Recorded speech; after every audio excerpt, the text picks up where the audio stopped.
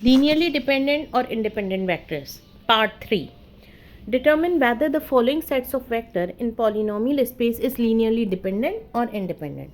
अब polynomial आपके पास given है vectors में और चेक करना है कि either they are linearly dependent और independent. मैं यहाँ polynomial लिख रही हूँ आपके सामने. ये देखिए फर्स्ट वेक्टर है यानी v1 को मैंने polynomial फॉर्म में लिखा है.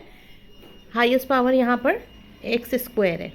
इसी तरह v2 लिखा है और अब v3 मेंशन कर रही हूँ x प्लस एक्स स्क्वायर.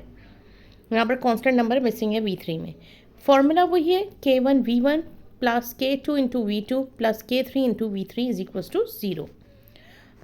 जब हम सब्सटीट्यूट करेंगे तो k1 और v1 जो फर्स्ट वेक्टर है वो मैंने पूरा कॉपी किया, पूरा polynomial 1 plus x minus 2x square. Similarly k2 into v2 की जगह 2 plus 5x minus x square plus k3 into x plus x square. अब हमें इसको इक्वेशन फॉर्म में भी लिखना है. इज इक्वल्स टू 0 है, इक्वेट करेंगे तो देखिए जब हम पहली इक्वेशन बनाएंगे तो देखिए फर्स्ट पॉलिनोमियल में जो कांस्टेंट वैल्यूज़ हैं उनको लेंगे, तमाम वेक्टर्स की कांस्टेंट वैल्यूज़ के कोफिशिएंट. यहाँ देखिए पहले वेक्टर में v1 में 1 है जिसको मैंने येलो से हाईलाइट किया है. फिर सेकेंड पॉलिनोमियल में 2k2 हो जाएगा. फिर जब थर्ड में जाएंगे तो k3 v3 वाले में इसमें कांस्टेंट नंबर मौजूद नहीं है, तो इसका मतलब है k3 के साथ जो कोफिशिएंट है वो 0 हो जाएगा. मैं पहली इक्वेशन लिख रही हूँ k1 plus 2k2 is equals to 0. जब सेकेंड इक्वेशन हम बनाएंगे तो देखिए मैंने हाईलाइट किया है पिंक कलर से x विथ पावर 1 जिसमें वेरिएबल की पावर 1 है उनके कोफिशिएंट्स लेंगे. तो पहले पॉलिनोमियल में 1 है उसका कोफिशिएंट x का, सेकंड में देखें तो 5 है और थर्ड में पॉलिनोमियल में देखें तो हमारे पास उसका कोफिशिएंट 1 है. तो इक्वेशन हमारी बन जाएगी k1 प्लस 5k2 plus k3 is equals to 0. Similarly third equation form करते हैं. ग्रीन से मैंने हाईलाइट किया है.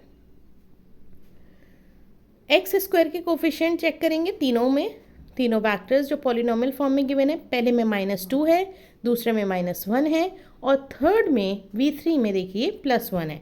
मैं इक्वेशन फॉर्म करती हूँ -2k1 -k2 और प्लस k3. 1 लिखना ज़रूरी नहीं है, मैं इसको रब कर देती हूँ. अब हम जाएंगे